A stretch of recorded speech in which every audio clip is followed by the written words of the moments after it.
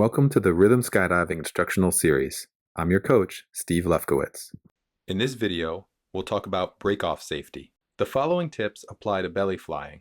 While many of the suggestions here will also apply to free flying and other disciplines, it's best to talk with the organizer of your jump for their views on break-off safety. Also, you should always refer to the sim for its instruction on break-off safety. Break-off and pull time are among the most high-risk parts of a skydive, but there is a lot we can do to reduce the risks. Clearly communicate the plan for breakoff before the jump with everyone in the group, and stick to that plan. While still on the ground, agree on a breakoff altitude. The sim suggests breaking off 1,500 feet above your pull altitude for groups of 5 or fewer. That means if you plan to pull at 3,000 feet, you should break off by 4,500 feet from a 5-way or smaller. As the group size increases, you'll want to increase that. Additionally, other reasons to consider breaking off higher include A. The group has lower experienced jumpers. B. The type of dive has a higher risk of people getting separated in freefall before track-off, like hybrids, tracking dives, or free flying. Or C. If you are concerned about the spot. Exit separation is the time between each group leaving the plane. By the time you get on jump run, you should know safe exit separation, which is based on ground speed, group size, and the jump discipline of the groups before and after you. As you reach the agreed upon breakoff altitude for your group, here are a few things to keep in mind.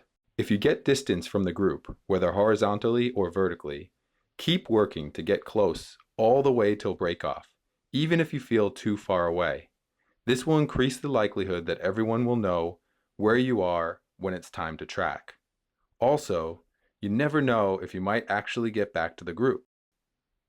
Finally, if you start tracking too early, you run the risk of tracking into another group.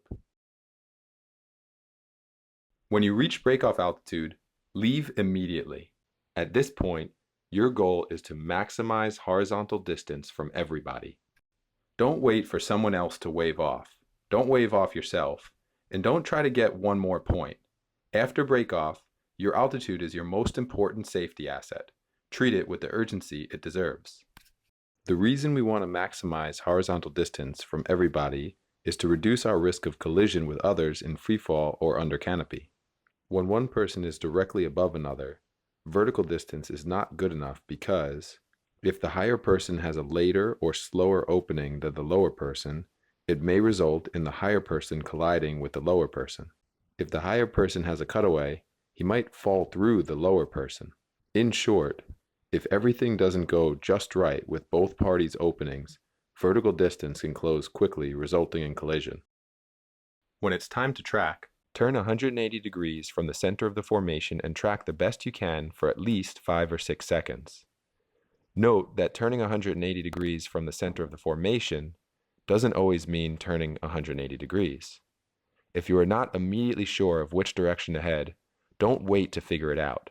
Make your best judgment immediately and be prepared to make small adjustments as necessary. When you've tracked long enough to reach your predetermined pull altitude, pull. If during your track you find yourself close to another person, pulling lower to track farther is not a good strategy. Instead, adjust your direction to get farther from that person while staying clear of everyone else. Second, try tracking harder to further increase your distance. The farther you travel along a line with even a small angle difference from others, the farther you will get horizontally. If that doesn't work, you might let the other person go ahead and stop a bit shorter. However, ensure that you are sufficiently far from people behind you if you do this. When you stop tracking, arch, wave, and pull. There's no need to check your altimeter just before you pull. It provides no useful information at that moment, and it only burns more altitude. If you've been aware of your airspace as you tracked, you should have a good idea of what traffic is close to you at pull time. Immediately on opening, be prepared to maneuver to avoid other canopies using your rear risers as you determine whether you have a stable canopy to land. Deliberately account for everyone in your group. Also, be aware of the direction of jump run. Specifically look for the group after you to make sure you are not flying towards them and be ready to avoid them if needed.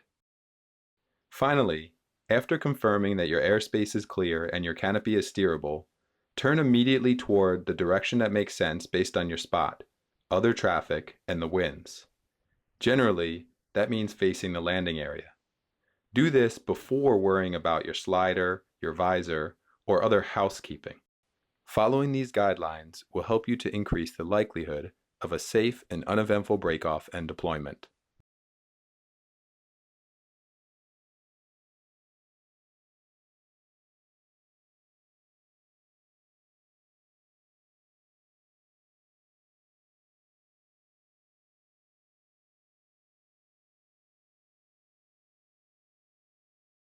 Thank you for watching the Rhythm Skydiving Instructional Series.